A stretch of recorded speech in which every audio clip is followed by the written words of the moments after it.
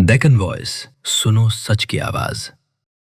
तो चलिए आज एक ऐसी कहानी में चलते हैं जिसकी शुरुआत होती है आसमान के एक अजीबोगरीब इशारे से और जो इतिहास के पन्नों में हमेशा के लिए दर्ज हो जाती है।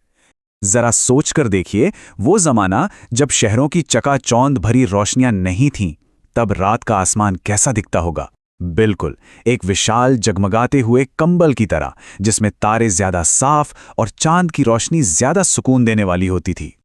हमारी कहानी बस ऐसे ही एक पल से शुरू होती है। तो बात है चेर साम्राज्य के राजा चेरामन पेरुमल की। इनका राज आज के केरल और तमिलनाडु के कुछ हिस्सों तक फैला हुआ था। राजा की एक आदत थी, वो हर रात अपने महल की छत पर जाकर चांद को निहारा करते थे। दिन भर के राजकाज के बाद ये पल उन्हें बड़ा सुकून देता था। लेकिन उस एक रात उनकी ये रोज की आदत टूटने वाली थी। कुछ ऐसा हुआ जो पूरी तरह से असाधारण था, जिसकी किसी ने कभी कल्पना भी नहीं की होगी। राजा ने अपनी आंखों से देखा कि चांद अचानक दो टुकड़ों में बट गया। एक पल के लिए ऐसा लगा जैसे आसमान में दो चांद हों, और फिर वो वापस जुड़कर एक हो गए। ये नजारा दिल दहला देने वाला था। राजा तो हैरान रह गए। उन्हें अपनी आंखों पर यकीन ही नहीं हुआ। उनके जहन में बस एक ही सवाल घूम रहा था, ये मैंने अभी क्या देखा? ये कोई सपना तो नहीं था? इस एक घटना ने राजा के मन में एक ऐसी जिज्ञासा जगा दी जिसे वो शांत नहीं कर पा रहे थे। उन्होंने ठान लिया कि वो इसका जवाब खोज कर ही रहेंगे। उन्होंने फौरन अपने दरबार के सबसे बड़े बड़े ज्ञानी, ज्योतिषी और पंडित सबको बुलवा लिया। लेकिन किसी के भी पास इस आसमानी पहेली का कोई जवाब नहीं था। सब बस एक दूसरे का मुंह देख रहे थे, और राजा की बेचैनी वो तो और भी बढ़ती जा रही थी।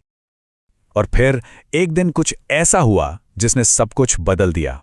अरब से कुछ व्यापारी उनके बंदरगाह पर पहुंचे। अब देखिए, केरल और अरब के बीच व्यापार तो सदियों पुराना था, तो ये कोई नई बात नहीं थी। लेकिन इस बार ये मुलाकात कहानी को एक नया मोड़ देने वाली थी।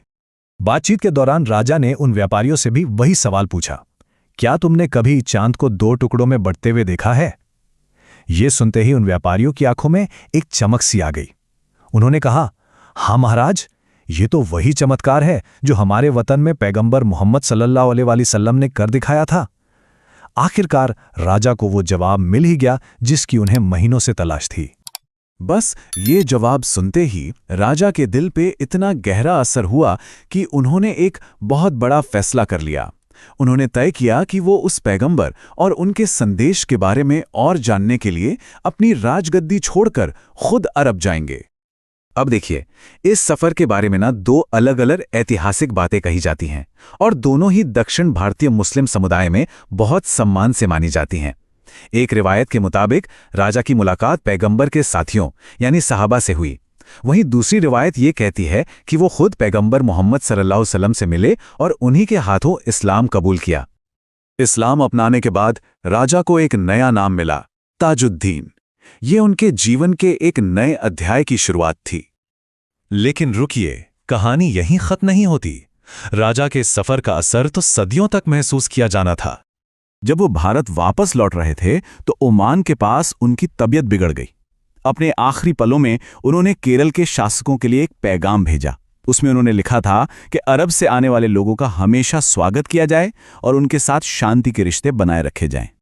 और उनकी इसी आखिरी इच्छा को पूरा किया गया साल 629 ईस्वी में। जब उन व्यापारियों ने राजा का संदेश केरल पहुंचाया तो स्थानीय शासकों ने उनकी मदद की और सबने मिलकर कोडुंगल्लूर में चेरामन जुमा मस्जिद का निर्माण किया। माना जाता है कि यह भारत की पहली मस्जिद है जो एक राजा की आखिरी इच्छा का प्रतीक है। तो देखा आपने कैसे आसमान में हुए एक अजूबे ने एक राजा को सच की तलाश में निकाला, और उस तलाश से निकली शांति और सद्भाव की एक ऐसी विरासत जो आज भी जिंदा है। ये कहानी हमें याद दिलाती है कि कभी-कभी जिंदगी के सबसे बड़े जवाब सबसे अप्रत्याशित जगहों से मिलते हैं, और ये हमें सोचने पर मजबूर करती है हमारे आसपास की दुनिया हर पल हमें क्या संकेत दे रही है, और हम कितनी बार सच में रुककर ऊपर देखकर उन संकेतों को सुनने के लिए तैयार रहते हैं। अगर आपको वीडियो अच्छा लगा तो वीडियो को लाइक एंड सब्सक्राइब करें। और नेक्स्ट आप कौन सा वीडियो देखना चाहते हैं कमेंट करके बताएं। पर हाँ, डेक्कन वॉइस न्यूज़ के चैनल को सब्सक्राइब करना ना भूलें और लेटेस्ट अपडेट से अपडेट रहें।